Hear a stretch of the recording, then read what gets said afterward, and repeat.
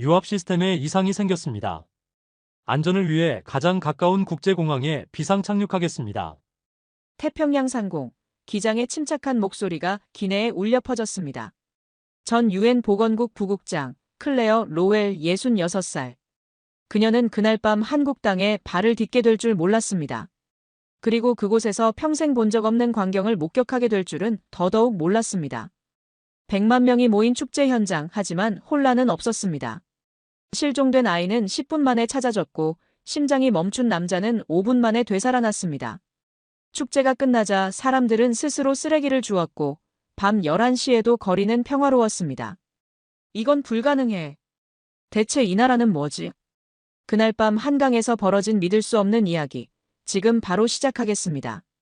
그 전에 잠깐 1초만 투자해서 구독, 좋아요 버튼을 꾹 눌러주시면 건강한 기운 듬뿍 받으실 거예요.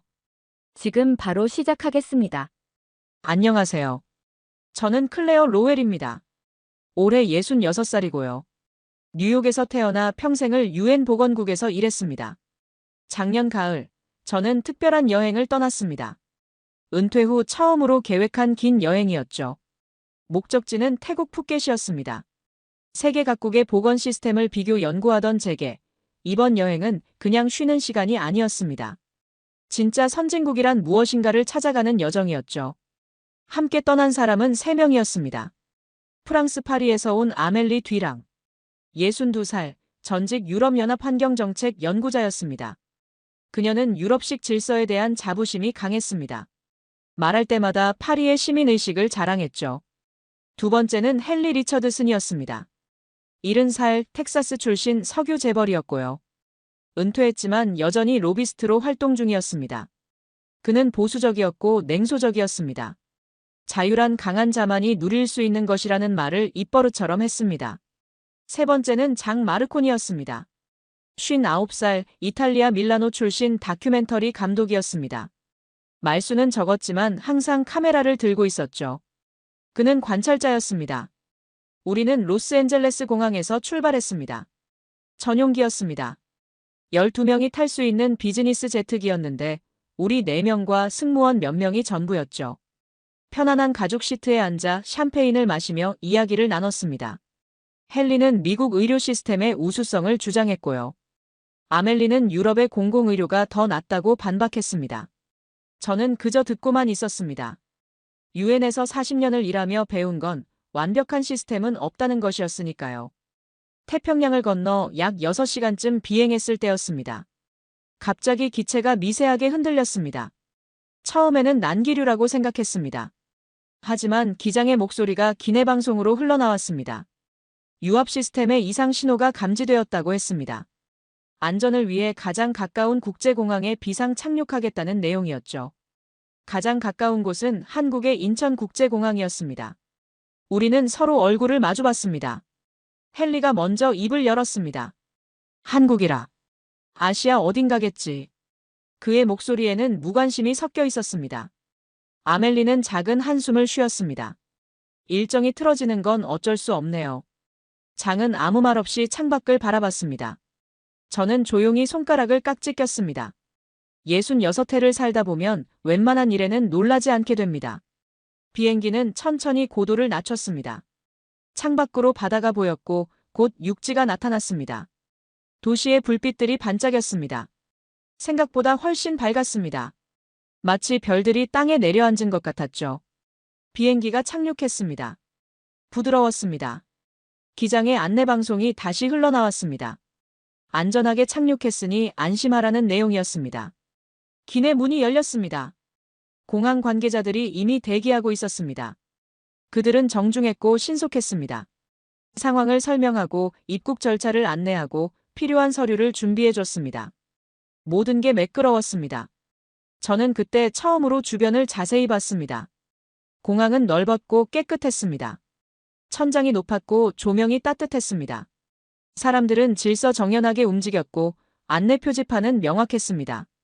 입국 심사를 기다리는 동안 저는 옆줄을 봤습니다. 한 노부부가 서 있었는데 할아버지가 할머니의 가방을 들어주고 있었습니다. 할머니는 웃으며 고맙다고 했고 할아버지는 고개를 끄덕였습니다. 작은 장면이었지만 따뜻했습니다. 입국 심사관은 젊은 여성이었습니다. 영어로 정중하게 물었습니다. 방문 목적이 어떻게 되세요? 저는 비상 착륙이라고 설명했습니다. 그녀는 고개를 끄덕이며 이해한다는 표정을 지었습니다. 불편하셨겠어요. 안전하게 도착하셔서 다행입니다. 그 말에는 진심이 담겨 있었습니다. 형식적인 친절이 아니었습니다. 입국 심사를 마치고 나오니 항공사 직원이 기다리고 있었습니다. 기체 점검에 최소 12시간에서 15시간이 걸릴 거라고 했습니다. 다음 날 오후쯤 다시 출발할 수 있을 거라는 설명이었죠. 직원이 정중하게 물었습니다. 근처 호텔을 예약해 드릴까요? 아니면 공항 라운지에서 대기하시겠습니까? 우리는 당연히 호텔을 선택했습니다. 60 넘은 사람들이 공항 의자에서 밤을 샐 수는 없는 노릇이니까요. 공항에서 호텔까지 가는 차 안에서 저는 창밖을 바라봤습니다. 깔끔하게 정비된 도로가 펼쳐졌습니다. 차들은 질서정연하게 달렸고 신호등은 정확하게 작동했습니다. 현대적인 건물들이 눈에 들어왔습니다. 생각보다 훨씬 발전된 도시였습니다. 솔직히 말하자면 저는 아시아 국가들에 대해 편견이 있었습니다. 미국이나 유럽보다는 못할 거라는 생각이었죠. 어딘가 불편하고 낙후되어 있을 거라는 선입견 말입니다. 하지만 차창 밖 풍경은 제 예상을 깨고 있었습니다. 도로는 매끄러웠고 가로등은 환했습니다. 간판들은 밝았지만 지저분하지 않았습니다. 택시 기사는 친절했습니다. 영어를 유창하게 하지는 못했지만 최선을 다해 설명하려 했습니다. 서울, 좋은 도시입니다. 안전합니다. 그는 웃으며 말했습니다. 저는 고개를 끄덕였습니다. 아직은 잘 모르겠지만 뭔가 다르다는 느낌은 들었습니다. 호텔에 도착했을 때는 저녁 6시쯤이었습니다. 체크인을 마치고 방에 짐을 풀었습니다. 헨리는 피곤하다며 방에서 쉬겠다고 했습니다. 아멜리도 샤워하고 싶다며 들어갔죠. 장은 로비에서 커피를 마시겠다고 했습니다. 저는 잠이 오지 않았습니다. 시차 적응도 안 된 상태였고 뭔가 답답한 기분이 들었습니다. 로비로 내려가 컨시어지 데스크에 물었습니다. 이 근처에 저녁에 구경할 만한 곳이 있을까요? 젊은 직원이 환하게 웃으며 대답했습니다. 오늘 한강에서 세계 불꽃 축제가 열린다고 했습니다. 여의도까지는 차로 30분 정도 거리이고 세계 각국의 불꽃팀들이 참가하는 큰 행사라고 설명했죠. 100만 명 정도가 모일 거라는 말도 덧붙였습니다. 100만 명. 저는 속으로 긴장했습니다. 유엔에서 일하며 수많은 대규모 행사를 봤습니다. 100만 명이 모이면 어떤 일이 벌어지는지 너무나 잘 알고 있었거든요. 뉴욕에서는 경찰 헬기가 상공을 맴돌고 무장 경비가 곳곳에 배치됩니다. 사람들은 가방 검사를 받고 금속 탐지기를 통과하며 서로를 의심하는 눈빛으로 바라봅니다. 파리도 마찬가지였습니다. 테러 이후로 대형 행사는 항상 긴장의 연속이었죠. 하지만 달리 갈 곳도 없었고 호기심도 생겼습니다. 한국 사람들이 100만 명이나 모이는 축제를 어떻게 치르는지 한번 보고 싶었습니다. 혹시 혼란이 벌어지는 걸 보게 될지도 모른다는 생각도 들었습니다. 저는 택시를 타고 한강으로 향했습니다. 택시가 출발했습니다. 기사는 중년 남성이었는데 친절했습니다. 여의도 한강공원이요? 오늘 축제 있어요. 사람 많아요. 그는 간단한 영어로 설명했습니다. 저는 고개를 끄덕이며 창밖을 바라봤습니다. 차는 고속도로로 접어들었습니다. 도로 위 전광판에는 교통정보가 실시간으로 표시되고 있었습니다. 차들은 빠르게 달렸지만 난폭하지 않았습니다. 차선을 지켰고 신호를 존중했습니다. 저는 뉴욕의 도로를 떠올렸습니다. 항상 경적 소리가 요란했고 운전자들은 서로에게 소리를 질렀습니다. 하지만 여기는 조용했습니다. 차창 밖으로 서울의 야경이 펼쳐졌습니다. 고층 빌딩들 사이로 한강이 보였습니다. 강변을 따라 이미 수많은 사람들이 모여 있었습니다. 불빛들이 물에 반사되어 반짝였습니다. 아름다웠습니다. 가까워질수록 인파가 많아졌습니다. 저는 긴장하기 시작했습니다. 미국 같았으면 지금쯤 혼잡할 겁니다. 사람들은 밀치고 소리 지르고 자리 싸움을 할 겁니다. 경찰은 확성기로 통제하고 바리케이드가 곳곳에 설치될 겁니다. 하지만 택시 기사는 여유로웠습니다. 그는 천천히 차를 몰았고 사람들 사이를 조심스럽게 통과했습니다. 여기 내리세요. 걸어가는 게 좋아요. 저는 요금을 지불하고 내렸습니다. 기사는 웃으며 인사했습니다. 즐거운 시간 되세요. 저는 고맙다고 했습니다. 그리고 천천히 강변으로 걸어갔습니다. 사람들의 표정이 편안했습니다.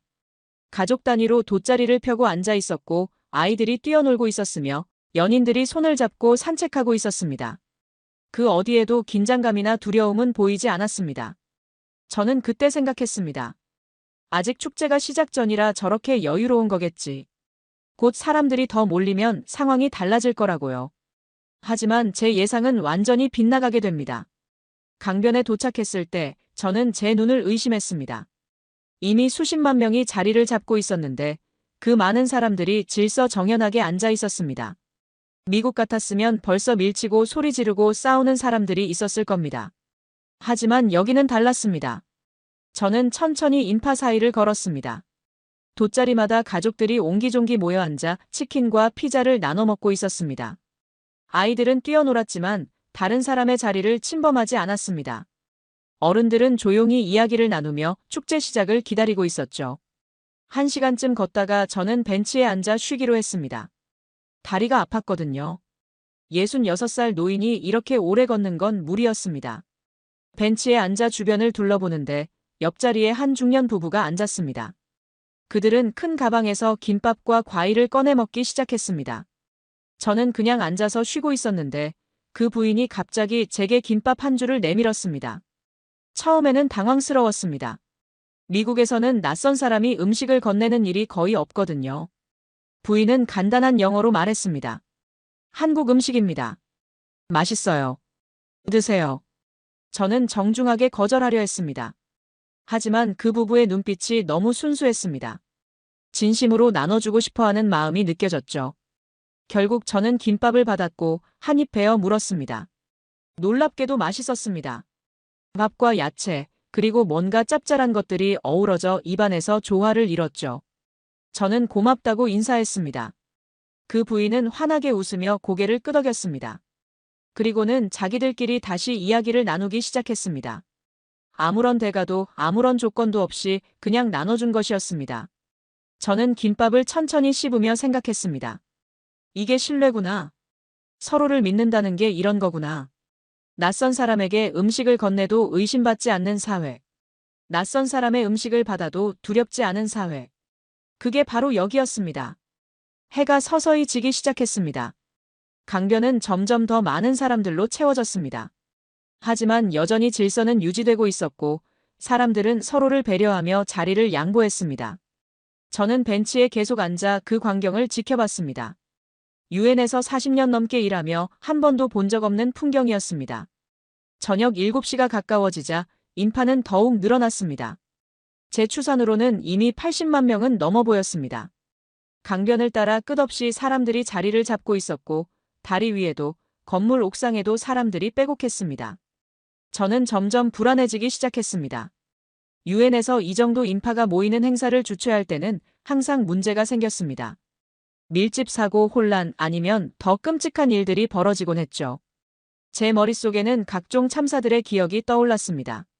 하지만 여기 사람들은 전혀 불안해 보이지 않았습니다. 오히려 편안하고 즐거워 보였죠. 아이들은 웃으며 뛰어놀았고 어른들은 여유롭게 담소를 나눴습니다.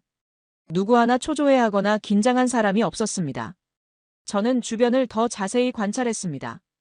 곳곳에 안전 요원들이 보였지만 그들은 위압적이지 않았습니다. 그냥 조용히 서 있었고 사람들에게 미소 지으며 인사했습니다. 무장도 하지 않았습니다. 미국이나 유럽 같았으면 방탄복을 입고 소총을 든 경찰들이 배치되었을 겁니다. 하지만 여기는 달랐습니다. 하늘에서 윙 소리가 들렸습니다. 고개를 들어 올려다 보니 여러 대의 드론이 낮게 날면서 인파를 촬영하고 있었습니다. 나중에 알고 보니 이건 서울시에서 운영하는 안전관리 시스템이었습니다. 인공지능이 실시간으로 인파 밀집도를 분석하고 위험 상황을 감지하는 시스템이라고 했죠. 저는 감탄했습니다. 기술을 이렇게 사용하는구나. 사람들을 감시하는 게 아니라 사람들을 보호하기 위해 쓰는구나. 그때였습니다. 갑자기 뒤쪽에서 비명소리가 들렸습니다. 저는 깜짝 놀라 뒤를 돌아봤습니다. 미국에서 비명소리는 총성이나 폭력을 의미하니까요. 심장이 빠르게 뛰기 시작했고 본능적으로 몸을 낮췄습니다. 하지만 상황은 전혀 달랐습니다. 한 젊은 엄마가 필사적으로 주변을 둘러보며 소리치고 있었습니다. 아이를 잃어버린 것이었습니다. 5살쯤 되어 보이는 남자아이가 화장실을 간다고 하고는 돌아오지 않았다고 했습니다. 저는 그 순간 최악을 생각했습니다. 미국 같았으면 유괴나 인신매매를 의심해야 하는 상황이었으니까요. 엄마의 얼굴은 창백했습니다. 아빠는 손을 부들부들 떨며 사람들 사이를 헤집고 다녔습니다. 저는 일어서서 도와줘야 하나 망설였습니다. 하지만 언어도 통하지 않고 제가 할 수 있는 게 없었습니다. 그런데 놀라운 일이 벌어졌습니다. 주변 사람들이 일제히 움직이기 시작한 것입니다. 마치 군대처럼 조직적이었습니다. 하지만 명령을 내리는 사람은 없었습니다. 그냥 자연스럽게 마치 오래전부터 연습한 것처럼 움직였죠. 청년들은 재빨리 강변 쪽으로 달려갔습니다. 중년 남성들은 화장실 근처를 수색하기 시작했습니다. 여성들은 엄마를 진정시키며 아이의 특징을 물었습니다. 누군가는 즉시 휴대폰으로 신고를 했습니다. 제가 가장 놀란 건 그 다음이었습니다. 하늘에서 드론 소리가 더 커졌습니다. 위를 올려다보니 아까 봤던 드론 중 몇 대가 더 낮게 내려오며 인파를 세밀하게 촬영하고 있었습니다. 파란색 모자를 쓴 아이를 찾고 있다는 정보가 입력된 것 같았습니다. 드론의 카메라가 인파를 스캔하기 시작했습니다. 동시에 안전요원들이 현장에 도착했습니다. 그들은 침착했고 전문적이었습니다. 부모에게 상황을 확인하고 주변 사람들에게 협조를 요청했습니다. 저는 그 광경을 멍하니 바라보고 있었습니다. 유엔에서 일할 때 대규모 난민촌에서 실종 아동 사건을 여러 번 봤습니다. 찾는데 며칠씩 걸렸고 때로는 영영 찾지 못하기도 했습니다. 하지만 여기서는 모든 게 빠르고 조직적으로 돌아가고 있었습니다. 5분쯤 지났을까요? 무전기에서 목소리가 들렸습니다. 찾았습니다. 화장실 반대편 놀이터에 있습니다. 안전요원이 재빨리 그쪽으로 달려갔습니다. 사람들은 자연스럽게 길을 터주었습니다. 아무도 밀치지 않았고 아무도 구경하려고 몰려들지 않았습니다. 잠시 후 요원이 아이를 안고 돌아왔습니다. 아이는 울고 있었지만 다치지 않았습니다. 엄마가 달려가 아이를 끌어안았습니다. 아빠는 그 자리에 주저앉아 눈물을 흘렸습니다. 주변 사람들은 조용히 박수를 쳤습니다. 그리고 곧 다시 각자의 자리로 돌아갔습니다. 마치 아무 일도 없었던 것처럼요. 하지만 저는 그 자리에 서서 눈물을 흘리고 있었습니다. 제 옆에 앉아있던 그 부부도 안도의 한숨을 쉬었습니다. 남편이 아내에게 조용히 말했습니다. 다행이다. 우리 손주 같아서 가슴이 철렁했네. 저는 그 말을 듣고 또 한 번 놀랐습니다. 남의 아이를 마치 자기 손주처럼 걱정하는 마음. 그게 여기서는 당연한 것이었습니다. 저는 그때 깨달았습니다. 이건 우연이 아니라는 것을요. 시스템과 시민의식이 완벽하게 결합된 결과라는 것을요. 미국에서는 상상도 할 수 없는 일이었습니다. 100만 명이 모인 곳에서 실종 아동을 10분 만에 찾다니. 저는 벤치에 다시 앉았습니다. 다리에 힘이 풀렸습니다. 감정이 북받쳐 올랐습니다. 유엔에서 일하며 수많은 보건 시스템을 봤습니다. 선진국이라는 곳들의 응급대응 체계도 연구했습니다. 하지만 이렇게 빠르고 이렇게 따뜻하고 이렇게 자연스러운 시스템은 본 적이 없었습니다. 기술만 발전한 게 아니었습니다. 사람들의 마음이 함께 움직이고 있었습니다. 드론과 인공지능은 도구일 뿐이었습니다. 진짜 힘은 사람들에게서 나왔습니다. 서로를 믿는 마음, 함께 움직이는 본능, 남의 아이를 내 아이처럼 걱정하는 마음. 그게 이 모든 걸 가능하게 만들었습니다. 저는 손수건을 꺼내 눈가를 닦았습니다. 66해를 살며 많은 걸 봤지만 이런 감동은 처음이었습니다. 하늘이 어두워지기 시작했습니다. 강변의 조명이 하나둘 켜졌습니다. 사람들은 여전히 조용히 앉아 축제 시작을 기다렸습니다. 저는 휴대폰을 꺼내 호텔에 있는 동료들에게 메시지를 보냈습니다. 여기 와봐요. 믿을 수 없는 일을 보고 있어요. 몇 분 후 장 마르코니에게서 답장이 왔습니다. 지금 가고 있습니다. 카메라 챙겼어요. 저는 웃음이 나왔습니다. 역시 감독답게 카메라부터 챙기는구나. 드디어 불꽃 축제가 시작되었습니다. 첫 불꽃이 하늘로 치솟자 사람들이 일제히 환호성을 질렀습니다. 저도 모르게 고개를 들어 하늘을 바라봤습니다. 형형색색의 불꽃이 밤하늘을 수놓았습니다. 음악에 맞춰 완벽한 타이밍으로 터져 올랐습니다. 솔직히 불꽃 자체는 미국에서도 본 적이 있었습니다. 뉴욕의 독립기념일 불꽃놀이도 화려했습니다. 하지만 그게 전부는 아니었습니다. 제가 진짜 감동받은 건 불꽃이 아니라 사람들이었습니다. 100만 명이 같은 방향을 바라보며 같은 순간을 공유하고 있었습니다. 같은 감동을 느끼고 있었습니다. 그 누구도 서로를 밀치지 않았습니다. 그 누구도 자기만 보겠다고 앞으로 나서지 않았습니다. 불꽃이 계속 터져 올랐습니다. 저는 넋을 잃고 바라봤습니다. 하늘의 불꽃보다 더 아름다운 건 땅 위의 사람들이었습니다. 서로를 믿고 서로를 배려하며 함께 즐기는 그 모습 말이죠. 그때였습니다. 제 오른쪽에서 신음소리가 들렸습니다. 고개를 돌려보니 50대쯤 되어 보이는 남성이 가슴을 움켜쥐고 쓰러지고 있었습니다. 심장마비 증세였습니다. 저는 의사는 아니지만 유엔 보건국에서 일하며 응급 상황을 수없이 봤습니다. 그 증상을 알고 있었습니다. 주변 사람들이 재빨리 반응했습니다. 누군가는 즉시 119에 신고했습니다.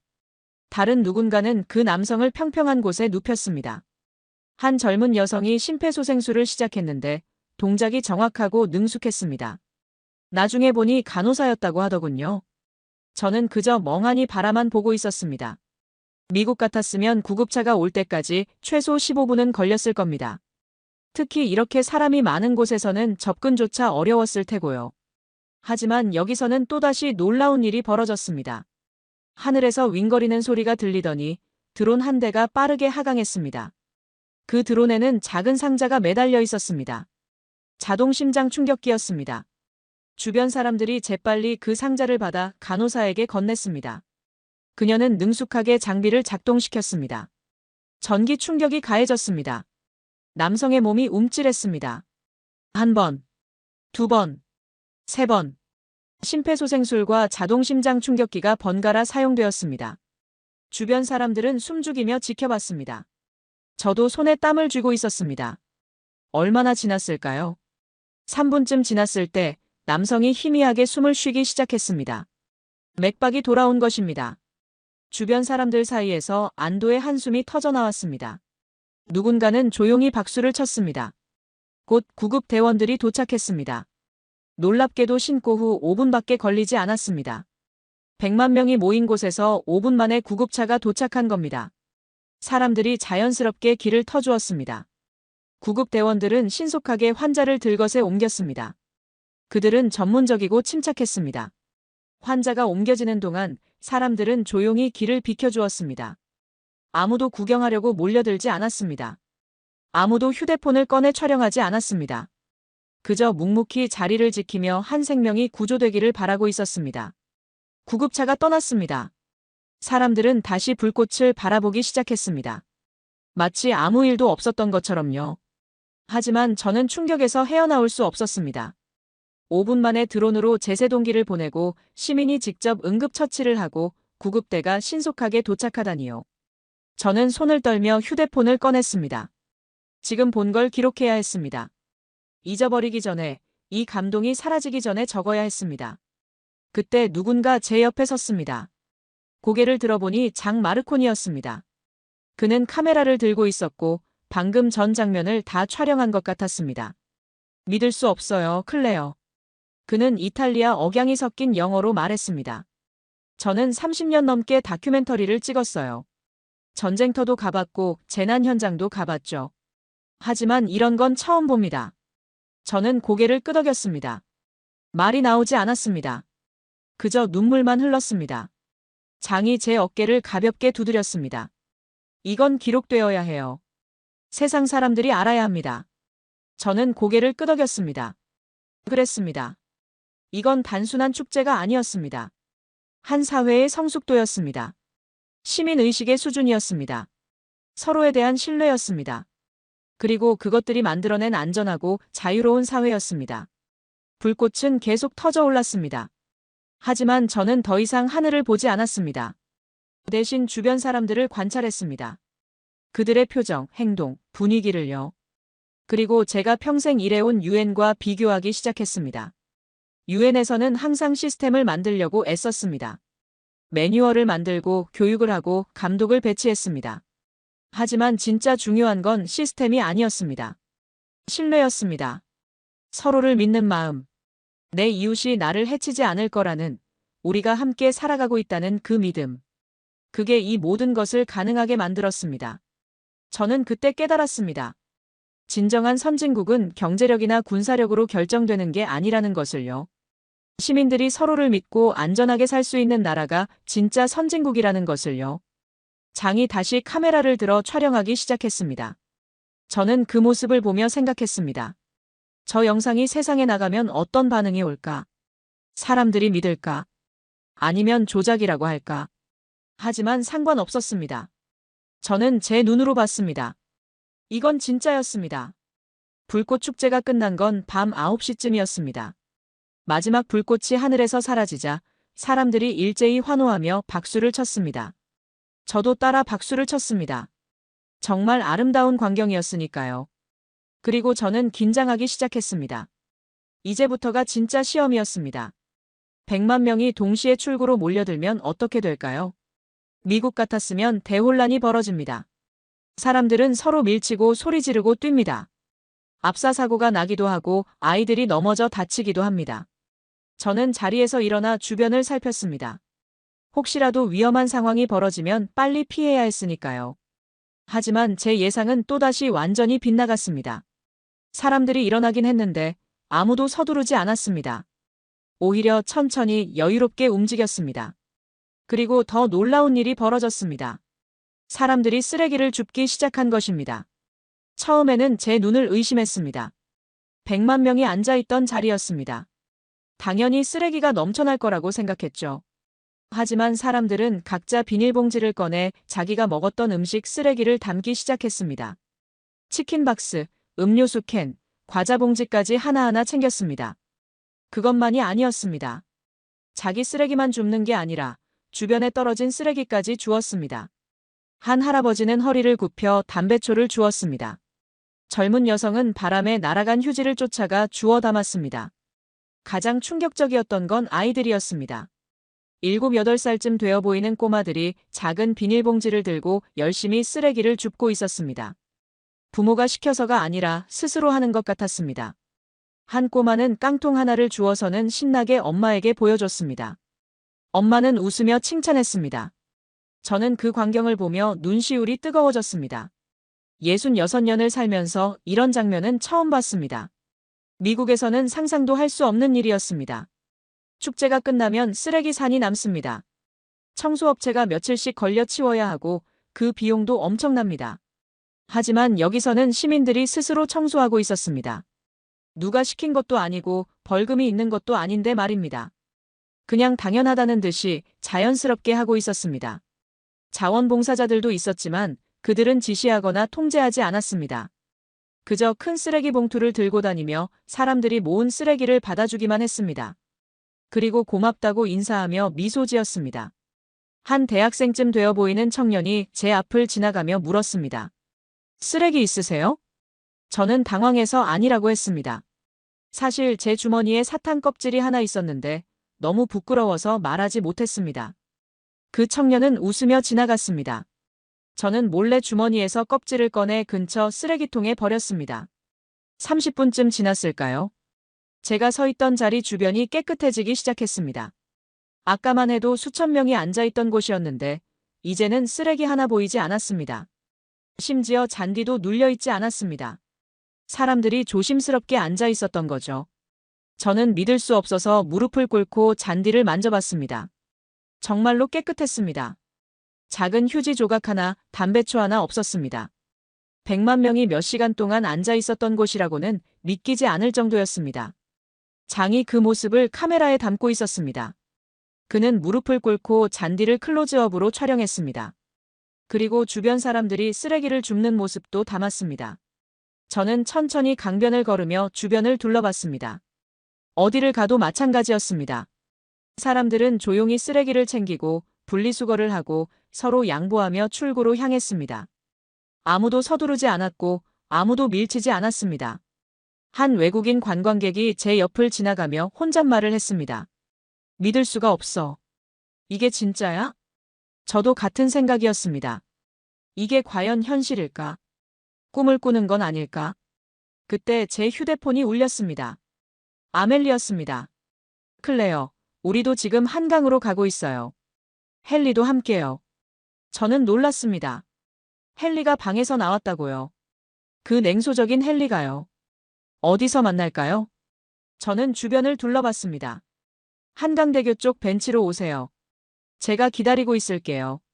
30분쯤 후 아멜리와 헨리가 도착했습니다. 아멜리는 흥분한 표정이었지만 헨리는 여전히 무표정했습니다. 클레어, 택시 타고 오는 길에 봤어요. 사람들이 정말 질서정연하게 움직이더군요. 아멜리가 말했습니다. 저는 고개를 끄덕였습니다. 지금 주변을 봐요. 쓰레기 하나 없어요. 아멜리는 주변을 둘러봤습니다. 그리고 입을 다물지 못했습니다. 이건 불가능해요. 100만 명이 있었다고요? 헨리도 주변을 살폈습니다. 하지만 그는 여전히 냉소적이었습니다. 쇼일 뿐이야. 카메라가 있으니까 저러는 거지. 저는 헨리를 바라봤습니다. 헨리, 카메라는 저기 몇 대밖에 없어요. 100만 명을 다 찍을 수는 없죠. 사람들은 스스로 하고 있어요. 헨리는 대꾸하지 않았습니다. 하지만 그의 눈빛이 흔들리는 게 보였습니다. 우리는 강변을 따라 걷기 시작했습니다. 밤 10시가 넘었는데도 강변에는 여전히 많은 사람들이 있었습니다. 축제는 끝났지만 사람들은 떠나지 않고 있었습니다. 벤치마다 사람들이 앉아 이야기를 나누고 있었고 잔디밭에서는 젊은이들이 기타를 치며 노래를 부르고 있었습니다. 편의점에서 산 맥주와 치킨을 먹으며 즐거운 시간을 보내고 있었죠. 저는 한 편의점에 들어갔습니다. 목이 말랐거든요. 물을 사려고 냉장고를 열었는데 종류가 너무 많아서 어떤 걸 골라야 할지 몰랐습니다. 한참을 고민하고 있는데 점원이 다가와 간단한 영어로 도와줬습니다. 이거 인기 많아요. 맛있어요. 저는 그가 추천한 물을 샀습니다. 계산하고 나오는데 밖에 벤치에 앉아있는 노부부가 보였습니다. 70대쯤 되어 보이는 할머니와 할아버지였는데 손을 꼭 잡고 강물을 바라보고 있었습니다. 저도 모르게 그 옆 벤치에 앉았습니다. 할아버지가 저를 보더니 웃으며 고개를 끄덕였습니다. 저도 따라 웃으며 인사했죠. 그리고는 서로 말없이 강물을 바라봤습니다. 강 건너편 빌딩들에 불이 켜져 있었고 물에 반사된 불빛이 아름다웠습니다. 아멜리와 헨리도 옆 벤치에 앉았습니다. 장은 여전히 카메라를 들고 주변을 촬영하고 있었습니다. 얼마나 앉아 있었을까요? 할머니가 가방에서 귤 하나를 꺼내 제게 건넸습니다. 오늘 두 번째로 낯선 사람에게 음식을 받는 순간이었습니다. 저는 이번에는 거절하지 않았습니다. 고맙다고 인사하고 귤을 받았습니다. 귤 껍질을 까며 저는 주변을 둘러봤습니다. 밤 11시가 다 되어 가는데도 가족 단위 관광객들이 여전히 산책하고 있었습니다. 어린아이를 데리고 나온 부부도 있었고 유모차를 끌고 다니는 젊은 엄마도 보였습니다. 미국 같았으면 상상도 못할 일이었습니다. 밤 11시에 도심 한복판 공원에서 아이와 산책한다고요. 그건 자살행위나 마찬가지입니다. 강도를 만날 수도 있고 총격 사건에 휘말릴 수도 있습니다. 미국에서 밤은 위험의 시간입니다. 하지만 여기는 달랐습니다. 사람들은 전혀 두려워하지 않았습니다. 젊은 여성들이 혼자서 조깅하고 있었고 대학생들은 돗자리를 펴고 앉아 공부하고 있었습니다. 심지어 혼자 산책하는 노인들도 많았습니다. 저는 그게 가장 부러웠습니다. 밤에도 안전하다는 것, 어두워져도 두렵지 않다는 것, 총을 들고 다닐 필요가 없다는 것, 이웃을 의심하지 않아도 된다는 것. 그게 얼마나 대단한 일인지 미국인들은 모를 겁니다. 아멜리가 조용히 말했습니다. 파리도 밤에는 위험해요. 특히 테러 이후로는요. 카페 테라스에 앉아 있어도 항상 긴장하게 돼요. 저는 고개를 끄덕였습니다. 뉴욕도 마찬가지예요. 밤에는 택시를 타야 하죠. 걸어 다니는 건 위험해요. 헨리는 아무 말 없이 강물을 바라보고 있었습니다. 하지만 그의 주먹이 꽉 쥐어져 있는 게 보였습니다. 뭔가 마음속에서 싸우고 있는 것 같았습니다. 강변을 따라 계속 걸었습니다. 곳곳에 24시간 편의점이 있었고 사람들은 자유롭게 드나들며 음식과 음료를 샀습니다. 배달 오토바이도 쉴 새 없이 지나갔습니다. 밤인데도 도시는 살아있었습니다. 한 다리 밑에서는 청년들이 춤 연습을 하고 있었습니다. 스피커에서 음악이 흘러나왔고 그들은 땀을 흘리며 동작을 맞추고 있었습니다.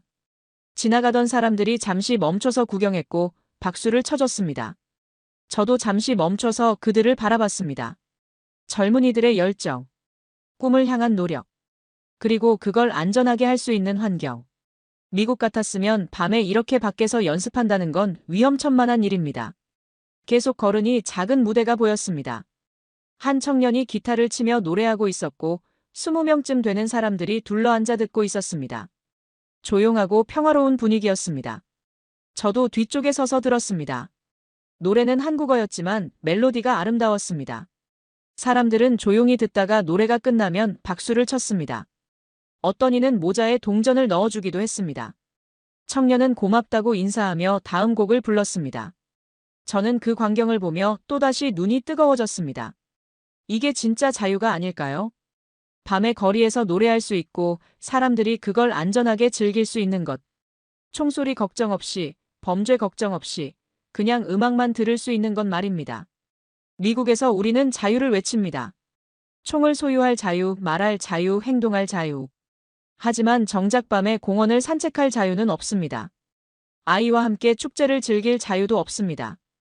항상 불안하고 항상 경계해야 하니까요. 그런데 여기서는 진짜 자유가 있었습니다.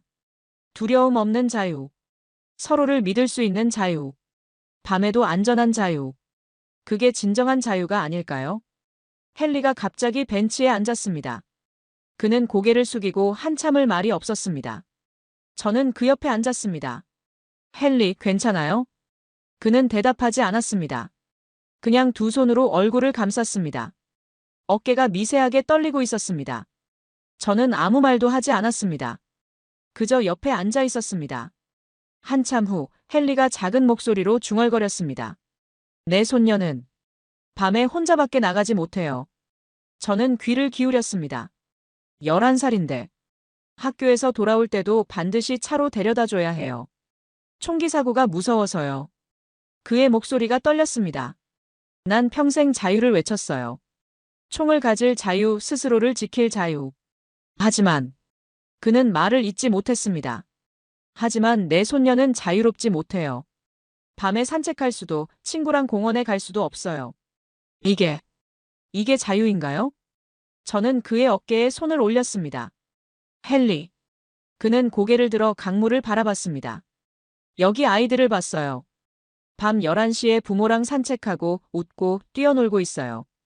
아무도 그들을 해치지 않죠. 아무도 총을 가지고 있지 않은데도요. 그의 눈에 눈물이 고였습니다. 우린 뭘 잘못한 걸까요, 클레어? 언제부터 이렇게 된 걸까요? 저는 대답할 수 없었습니다. 그 질문은 저도 평생 품고 있던 것이었으니까요. 자정이 가까워지자 저는 천천히 호텔로 돌아가기로 했습니다. 헨리와 아멜리, 장도 함께였습니다. 택시를 탔는데 기사님이 친절하게 어디서 왔냐고 물었습니다. 미국에서 왔다고 하니 고개를 끄덕이며 한국은 어떠냐고 물었습니다. 저는 한참을 생각하다가 대답했습니다. 놀랍습니다. 믿을 수 없을 정도로 놀랍습니다. 기사님은 웃으며 감사하다고 했습니다. 한국도 옛날에는 가난하고 힘들었어요. 하지만 다 같이 노력해서 여기까지 왔죠. 저는 고개를 끄덕였습니다. 그 말이 마음에 와닿았습니다. 다 같이 노력한다는 것, 함께 만들어간다는 것. 그게 이 사회의 비밀이었습니다. 호텔에 도착해 방으로 들어갔습니다. 침대에 누웠지만 잠이 오지 않았습니다. 머릿속에는 오늘 본 장면들이 계속 떠올랐습니다. 실종 아이를 찾는 모습, 응급환자를 구하는 모습, 쓰레기를 줍는 모습, 밤에도 평화로운 강변의 모습. 저는 천장을 바라보며 생각했습니다. 내가 오늘 본 것은 무엇이었을까? 단순히 질서정연한 축제였을까?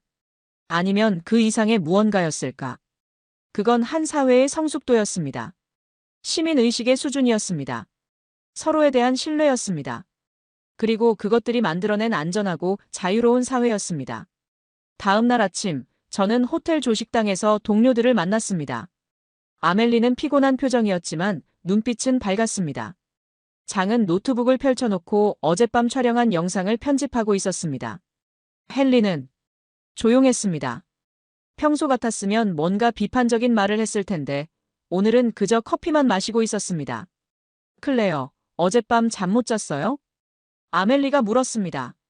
저는 고개를 끄덕였습니다. 계속 생각이 나더라고요. 어제 본 것들이요. 아멜리도 고개를 끄덕였습니다. 저도요. 프랑스로 돌아가면 뭘 해야 할지 계속 생각했어요. 장이 노트북 화면을 돌려 우리에게 보여줬습니다. 이것 좀 보세요. 화면에는 어젯밤 장면들이 편집되어 있었습니다. 실종 아이를 찾는 장면, 드론이 제세동기를 내리는 장면, 사람들이 자발적으로 쓰레기를 줍는 장면, 밤에 평화롭게 산책하는 가족들의 모습. 모두 조용했습니다. 화면 속 장면들은 말보다 더 강렬했습니다. 이걸 유럽 방송사에 보낼 겁니다. 장이 말했습니다. 사람들이 알아야 해요. 다른 방식이 가능하다는 걸요. 저는 고개를 끄덕였습니다. 저도 기록을 남기려고 해요. 유엔에서 일한 사람으로서 이건 꼭 공유되어야 할 사례예요. 우리는 오전 10시쯤 다시 한강으로 향했습니다. 비행기 출발까지 시간이 있었고 어젯밤 장소를 다시 한번 보고 싶었습니다. 평일 아침인데도 강변에는 사람들이 있었습니다. 조깅하는 사람, 자전거 타는 사람, 산책하는 노인들. 모두 여유롭고 평화로워 보였습니다. 우리는 어젯밤 축제가 열렸던 자리를 걸었습니다. 아멜리가 놀라는 표정을 지었습니다. 정말 깨끗하네요. 100만 명이 있었다는 게 믿기지 않아요. 잔디밭에는 쓰레기 하나 없었습니다. 심지어 담배초도 보이지 않았습니다. 땅은 부드러웠고 풀은 살아있었습니다. 헨리는 무릎을 꿇고 잔디를 만져봤습니다. 그리고 한참을 그대로 있었습니다. 한 벤치에 앉아 쉬고 있는데 조깅하던 중년 남성이 다가와 물 한 병을 건넸습니다. 외국인이라 목마를 것 같다는 의미였습니다. 우리는 당황했지만 고맙게 받았습니다. 낯선 사람에게 물을 받는다는 것. 미국에서는 상상도 할 수 없는 일이었습니다. 헨리가 작은 목소리로 중얼거렸습니다. 텍사스에서는 절대 일어날 수 없는 일이야. 낯선 사람이 물을 주면 오히려 의심부터 하게 돼. 우리는 씁쓸하게 웃었습니다. 그게 미국의 현실이니까요. 계속 걸으니 작은 놀이터가 있었습니다. 아이들이 뛰어놀고 있었는데 엄마들은 벤치에 앉아 편하게 수다를 떨고 있었습니다. 아이들을 예의주시하지 않아도 될 만큼 안전하다는 의미였죠. 아멜리가 한숨을 쉬었습니다. 파리에서는 아이를 놀이터에 보낼 때 반드시 어른이 바로 옆에 있어야 해요. 혼자 보낼 수가 없어요. 헨리도 고개를 끄덕였습니다. 내 손녀도 마찬가지예요. 놀이터 갈 때마다 반드시 누군가 따라가야 하죠. 그의 목소리에는 깊은 슬픔이 묻어났습니다. 우리는 편의점에 들어가 간식을 샀습니다. 계산대에서 점원이 친절하게 웃으며 인사했습니다. 영어는 서툴렀지만 최선을 다해 도와주려 했습니다. 우리가 나오자 다음 손님이 들어왔는데 점원은 똑같이 밝게 웃으며 맞이했습니다. 아멜리가 감탄했습니다. 서비스 정신이 대단해요. 저 웃음이 진짜 같아요. 억지로 웃는 게 아니라 진심으로 기쁜 것 같아요. 저도 그렇게 느꼈습니다. 여기 사람들은 일하면서도 행복해 보였습니다. 강변 카페에 앉아 커피를 마시며 우리는 긴 이야기를 나눴습니다. 어제 본 것들, 오늘 느낀 것들, 그리고 미국과 유럽과의 차이점들에 대해서요. 대화는 자연스럽게 우리가 잃어버린 것들로 이어졌습니다. 아멜리가 먼저 입을 열었습니다.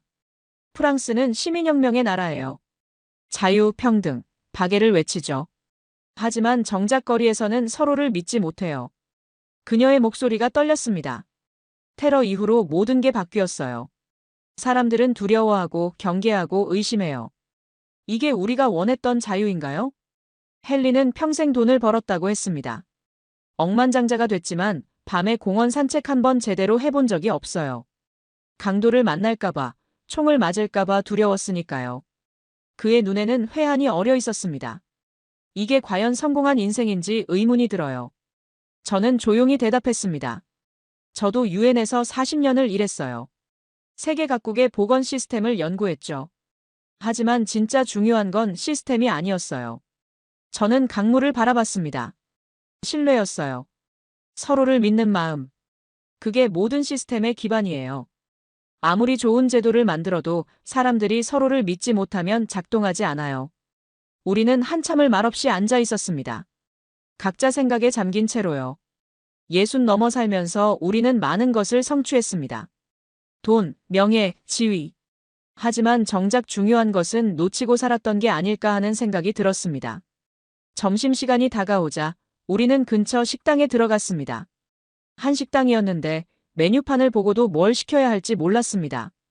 주인 아주머니가 영어로 설명해 주려 했지만 쉽지 않았습니다. 그때 옆 테이블에 앉았던 대학생이 다가와 도와줬습니다. 메뉴를 하나하나 설명해주고 외국인들이 먹기 좋은 것을 추천해줬습니다. 우리는 그의 추천대로 주문했고 정말 맛있었습니다. 식사를 마치고 나오는데 그 학생이 아직 밥을 먹고 있었습니다. 저는 다가가 고맙다고 인사했습니다. 그는 웃으며 별말씀을 다 한다는 표정을 지었습니다.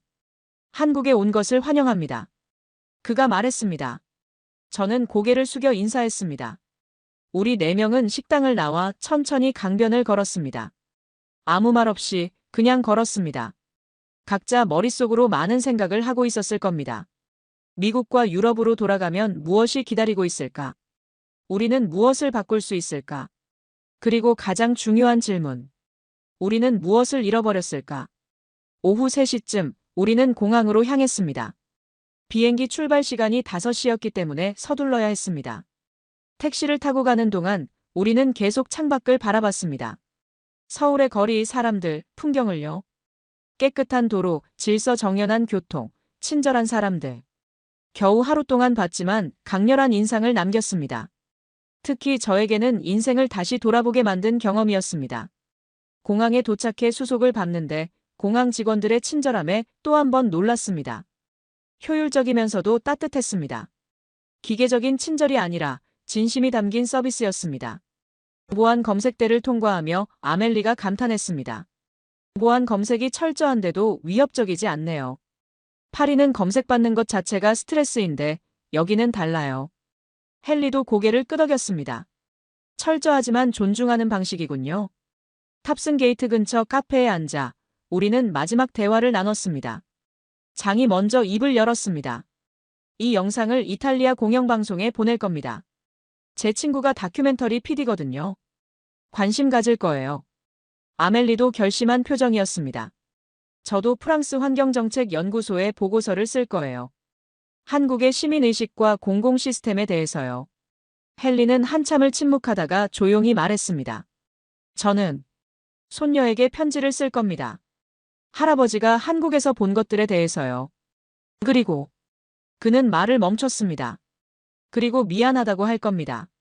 할아버지 세대가 더 나은 세상을 만들지 못해서요. 저는 헨리의 어깨에 손을 올렸습니다. 늦지 않았어요, 헨리. 한국도 옛날에는 가난하고 힘들었다고 들었어요. 하지만 함께 노력해서 여기까지 왔죠. 우리도 할 수 있어요. 탑승 안내 방송이 나왔습니다. 우리는 자리에서 일어나 게이트로 향했습니다. 비행기에 오르기 전 저는 마지막으로 공항 밖을 바라봤습니다. 저 멀리 서울의 빌딩들이 보였습니다. 짧은 하루였지만 제 인생에서 가장 강렬한 경험이었습니다. 66년을 살며 많은 것을 봤지만 어젯밤 한강에서 본 것만큼 충격적인 건 없었습니다. 한 사회가 어떻게 성숙할 수 있는지, 사람들이 어떻게 함께 살 수 있는지를 배웠습니다. 비행기가 이륙했습니다. 창밖으로 서울이 점점 작아졌습니다. 저는 노트북을 꺼내 오늘의 경험을 정리하기 시작했습니다. 이걸 꼭 기록으로 남겨야겠다고 생각했습니다. 그냥 제 기억 속에만 두기에는 너무 아까운 이야기였으니까요. 장이 제가 무엇을 쓰는지 궁금해했습니다. 우리가 본 것들을 정리하고 있어요. 사람들도 알아야 할 것 같아서요. 장은 고개를 끄덕이며 동의했습니다. 사람들이 알아야 해요. 다른 방식이 가능하다는 것을요. 저는 계속 키보드를 두드렸습니다. 실종 아이 이야기, 응급환자 이야기, 자발적 청소 이야기, 밤의 안전한 한강 이야기. 하나하나 꼼꼼히 적어 내려갔습니다. 누가 봐도 믿을 수 있도록 구체적으로 적었습니다. 아멜리가 저를 보며 제안했습니다. SNS에 올려보세요. 사람들 반응이 궁금해요. 저는 잠시 고민했습니다. 66살 노인이 SNS를 한다는 게 어색했지만 이 이야기는 꼭 퍼뜨려야 한다고 생각했습니다. 반응은 예상보다 빨랐습니다. 몇 시간 만에 수백 개의 댓글이 달렸고 공유도 수천 번 되었습니다.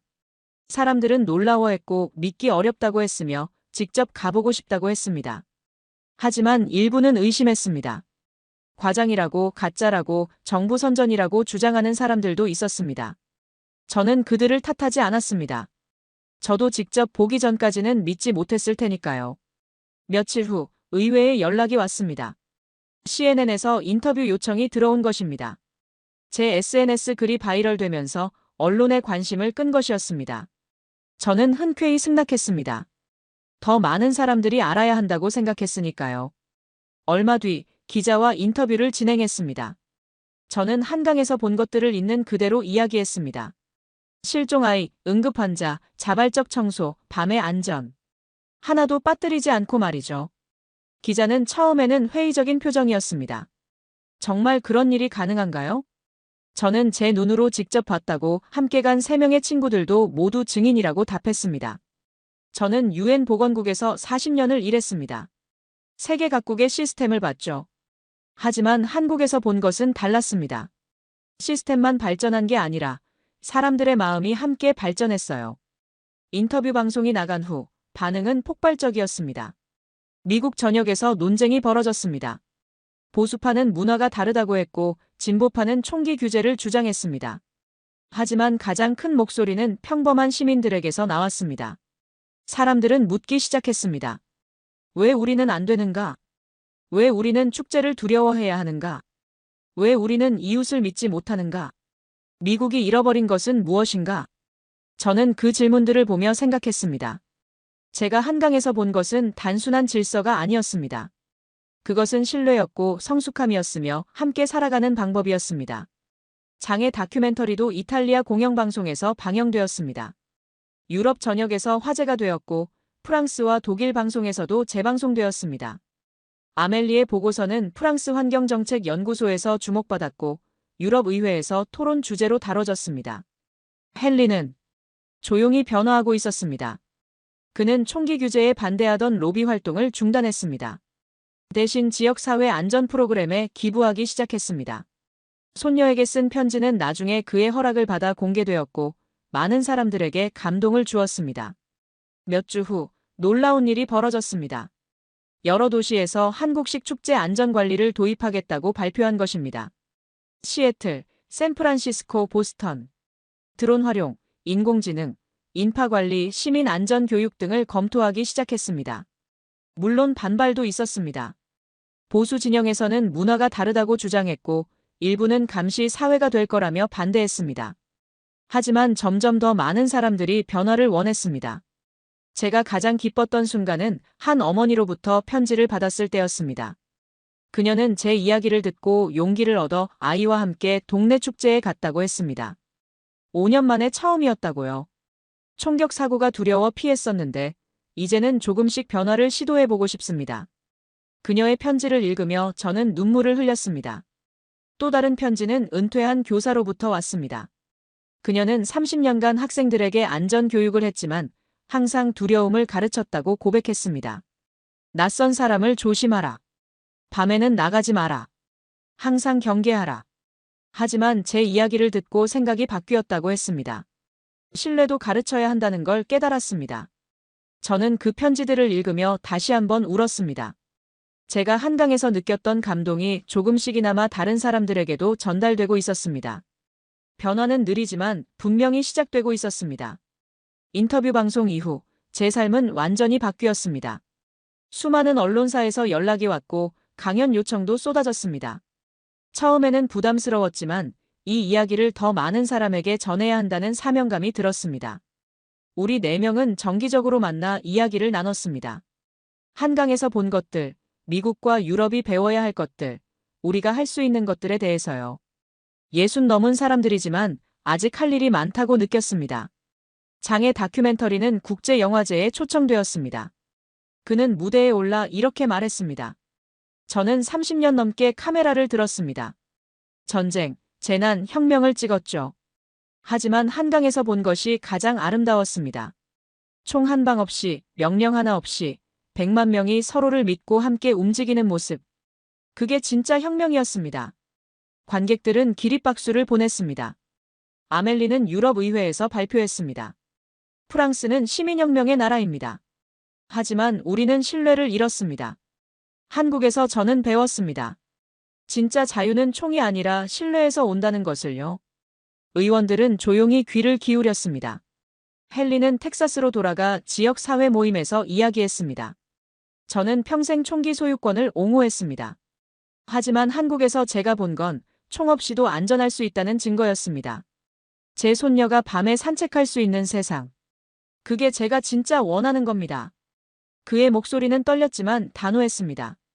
저는 유엔 보건국 동료들 앞에서 발표했습니다. 우리는 40년간 시스템을 만들었습니다. 매뉴얼, 교육, 감독. 하지만 한국에서 저는 깨달았습니다. 진짜 필요한 건 신뢰라는 것을요. 저는 화면에 한강의 사진들을 띄웠습니다. 실종 아이를 찾는 시민들. 드론으로 제세동기를 받는 장면. 자발적으로 쓰레기를 줍는 가족들. 밤에 평화롭게 산책하는 사람들. 이게 진짜 선진국입니다. 경제 지표나 군사력이 아니라 서로를 믿을 수 있는 사회. 그게 우리가 만들어야 할 세상입니다.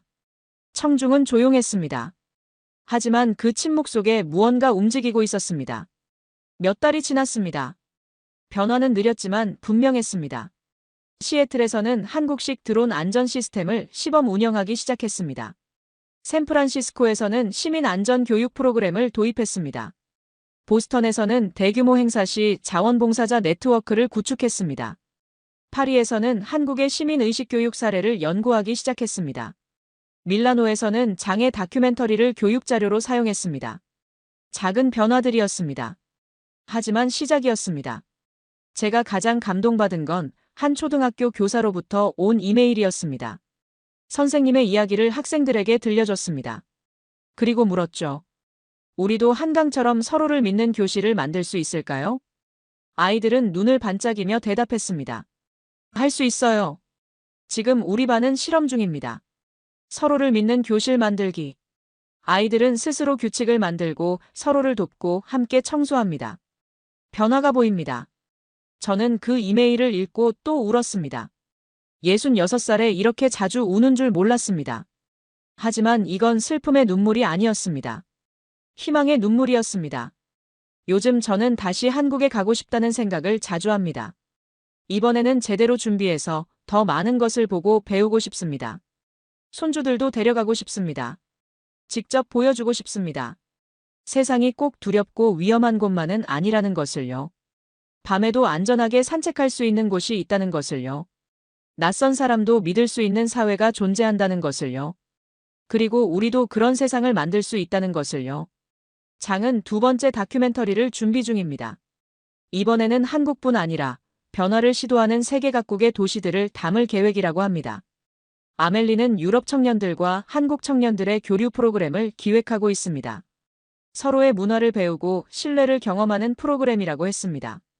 헨리는 손녀와 함께 지역사회 안전 캠페인을 시작했습니다. 할아버지와 손녀가 함께 만드는 안전한 동네. 그는 처음으로 진짜 자유가 무엇인지 알았다고 말했습니다. 저는 책을 쓰고 있습니다. 제목은 한강의 밤, 그리고 선진국의 얼굴입니다. 그날 밤 제가 본 것들, 느낀 것들, 배운 것들을 모두 담을 겁니다. 그리고 마지막 장에는 이렇게 쓸 겁니다. 진정한 선진국은 경제력이나 군사력으로 만들어지지 않습니다. 서로를 믿는 사람들의 마음으로 만들어집니다. 한강에서 저는 100만 명의 사람들을 봤습니다. 하지만 혼란은 없었습니다. 명령도 없었습니다. 그저 신뢰가 있었습니다. 그게 기적을 만들었습니다. 언젠가 미국도 그렇게 되기를 바랍니다. 축제가 두려움이 아니라 즐거움이 되는 날. 밤이 위험이 아니라 자유가 되는 날. 이웃이 위협이 아니라 친구가 되는 날. 그날을 꿈꿉니다. 그리고 그날은 올 겁니다.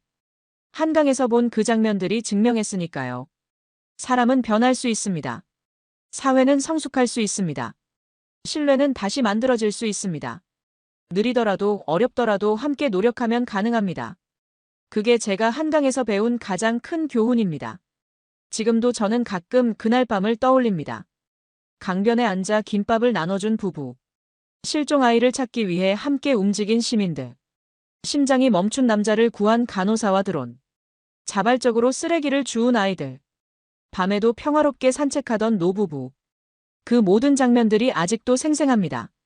그리고 그때마다 저는 다짐합니다. 이 이야기를 계속 전하겠다고. 변화가 느리더라도 포기하지 않겠다고. 66살이지만 아직 할 일이 많으니까요. 손주들에게 더 나은 세상을 물려줘야 하니까요. 지난주에 손녀가 물었습니다. 할머니, 한국은 정말 그렇게 안전해요? 저는 손녀의 눈을 바라보며 대답했습니다. 그래, 정말이야. 할머니가 직접 봤어. 그리고 우리 동네도 그렇게 만들 수 있어. 손녀가 물었습니다. 어떻게요? 저는 미소 지으며 말했습니다. 서로를 믿는 거야. 이웃을 의심하지 않고 함께 살아간다고 믿는 거지. 그게 시작이야. 손녀는 고개를 끄덕였습니다. 저도 도울게요, 할머니. 그 말을 듣는 순간 저는 또 눈물이 났습니다. 하지만 이번에는 참지 않았습니다. 그냥 흘렀습니다. 희망의 눈물이었으니까요. 오늘 사연은 여기까지입니다. 한강의 밤, 그리고 선진국의 얼굴 이야기 어떠셨나요? 저는 클레어 로웰입니다. 66살, 전직 UN 보건국 부국장. 그리고 한강에서 기적을 목격한 증인입니다. 이 이야기가 여러분의 마음에도 닿기를 바랍니다. 그리고 함께 더 나은 세상을 만들어가기를 바랍니다. 신뢰는 하루아침에 만들어지지 않습니다. 하지만 한 사람 한 사람의 작은 실천이 모이면 사회는 변합니다. 한강에서 본 그 100만 명처럼요. 누가 시키지 않아도 명령하지 않아도 서로를 믿고 함께 움직이는 사회. 그게 진짜 선진국입니다. 그게 우리가 꿈꿔야 할 미래입니다. 감사합니다. 그리고 기억해 주세요. 변화는 가능합니다. 한강의 밤이 그걸 증명했습니다.